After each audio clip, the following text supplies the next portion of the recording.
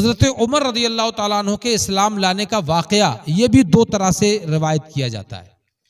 ایک واقعہ کو علماء مدینہ روایت کرتے ہیں اور ایک واقعہ کو جناب عطا مجاہد روایت فرماتے ہیں. جو علماء مدینہ نے جس واقعہ کو نقل کیا ہے وہ یہ ہے کہ حضرت عمر چونکہ قبیلہ بنی عدی سے تعلق رکھتے تھے لیکن روب و دبدبہ پورے مکہ میں تھا، قریش بھی ان سے بہت ڈرتے تھے.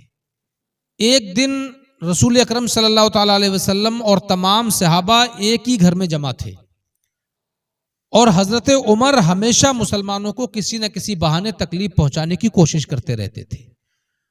ایک دن بیٹھے بٹھائے یہ سوچا کہ یار یہ روزانہ فتنہ بڑھتا ہی جا رہا ہے، لو آج اس فتنے سے مکہ کے لوگوں کو نجات دلا دوں. مصطفیٰ کے قتل کے ارادے سے تلوار ننگی گردن میں لٹکائے گھر سے باہر آئے.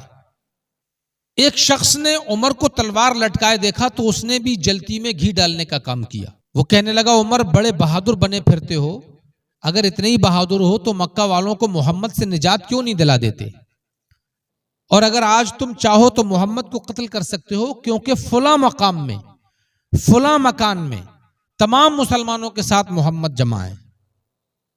تو عمر نے کہا کہ یار موقع اچھا ہے، جب سب لوگ جمع ہیں تو ایک ہی بار میں سب کا خاتمہ ہو جائے گا. چل پڑے رسول اللہ کو قتل کرنے کے ارادے سے، مگر مشیت کو کچھ اور ہی منظور تھا. 2-4 قدم 2-4 میٹر چلے ہوں گے کہ اس کے بعد ایک شخص ملا اور اس نے تاریخ میں اس کا نام نعیم بن عبداللہ ہے. اس شخص نے کہا عمر کہاں کا ارادہ ہے، تیور کچھ اچھے نہیں لگ رہے ہیں، چہرے پہ جلال نظر آ رہا ہے. عمر نے کہا آج میں مکہ والوں کو محمد سے نجات دلانے جا رہا ہوں، نعوذ باللہ میں محمد کو قتل کرنے جا رہا ہوں. نعیم بن عبداللہ کو چونکہ ان کی بہن کے حالات معلوم تھے، وہ کہتے ہیں نعیم بن عبداللہ کہنے لگے کہ محمد سے مکہ والوں کو نجات بعد میں دلانا، پہلے اپنے گھر کی خبر لو. تمہاری بہن تو خود ہی مسلمان ہو چکی ہے، بہنوئی بھی اسی کا کلمہ پڑھتا ہے. جب اتنا سنا تو ایک غیرت مند آدمی کے لیے یہ بہت بڑی بات ہوتی ہے. وہیں سے مڑے اپنے بہنوئی کے گھر کی طرف چل پڑے. بولے نعیم اگر بات غلط نکلی تو بات اچھی نہیں ہوگی، میں جاتا ہوں اور دیکھتا ہوں کہ تیری بات کہاں تک درست ہے. حضرت عمر وہیں سے مڑے اپنے بہنوئی کے گھر کی طرف. بہن فاطمہ، بہنوئی جناب سعید اور ایک اور صحابی تھے حضرت زید رضی اللہ تعالی عنہم اجمعین. یہ تینوں مل کر کے حضرت خباب رضی اللہ تعالی عنہ سے قرآن سیکھ رہے تھے. گھر میں پڑھائی چل رہی تھی، تعلیم کا سلسلہ جاری تھا. حضرت عمر نے دروازے پہ دستک دی. دستک کے انداز سے بہن نے پہچان لیا عمر آیا ہے. لوگوں میں خوف پھیل گیا کہ عمر کا اس وقت آنا کوئی خطرہ ہے. قرآن کی تختی کو چھپا دیا گیا. بہنوئی بھی ایک طرف چھپ گئے، پڑھانے والے بھی ایک طرف چھپ گئے، جو دوسرے صحابی پڑھ رہے تھے ساتھ میں وہ بھی ایک طرف چھپ گئے. بہن نے دروازہ کھولا. کچھ قرآن کے پڑھنے پڑھانے کی آواز عمر نے بھی سن لی تھی. کہا ابھی جو تم لوگ پڑھ رہے تھے وہ کیا تھا؟ تو بہن نے بھی سچ بول دیا کہ ہم قرآن پڑھ رہے تھے جو اللہ کا کلام ہے.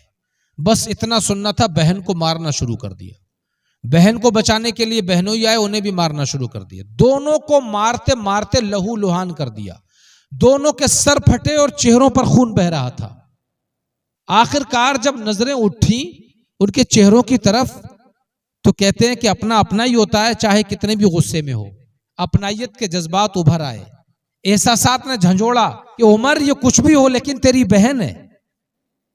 آخر جب انفعالی کیفیت طاری ہوئی تو بہن سے کہنے لگے کہ لاؤ دیکھوں تو وہ ہے کیا جو تم پڑھ رہے تھے. بہن نے تیور کو بھانپ لیے، سمجھ گئی کہ اب عمر پر انفعالی کیفیت طاری ہو گئی ہے، اب ندامت کی کیفیت طاری ہو گئی ہے، اب عمر اپنے کیے پہ پچھتا رہا ہے.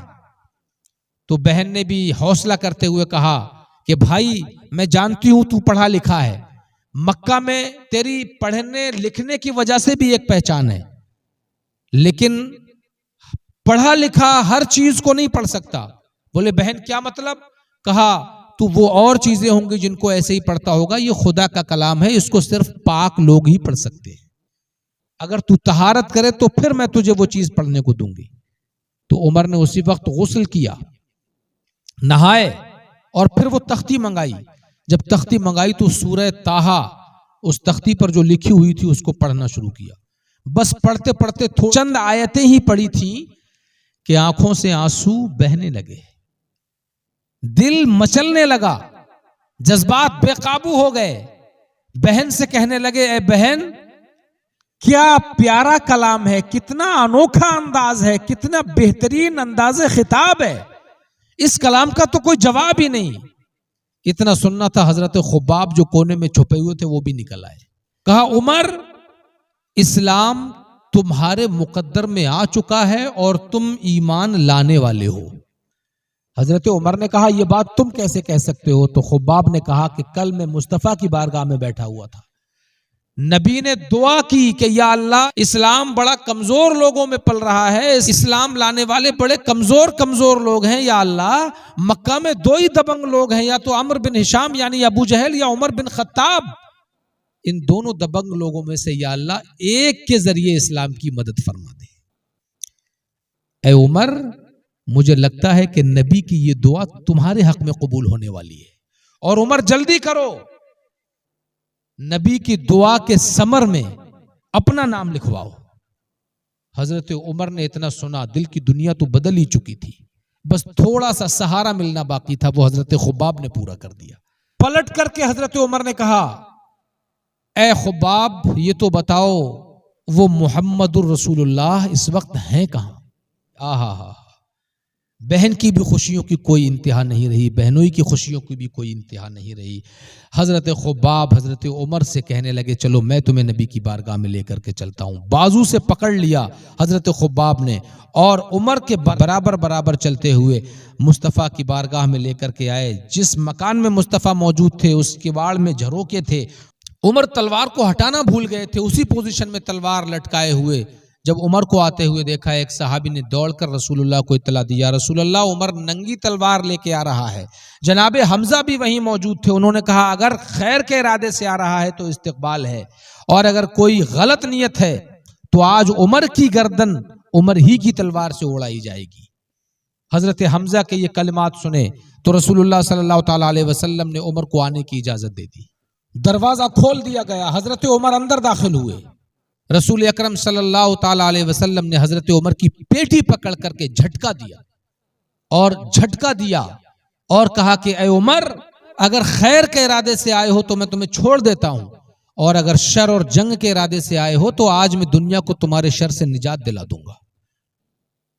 زبان نبوی سے یہ کلمات سن کر کے عمر کا دل موم ہو گیا، قدموں پہ گر گئے. یا رسول اللہ میں جنگ اور شر کے ارادے سے نہیں آیا، میں تو اللہ اور اس کے رسول پر ایمان لانے آیا ہوں.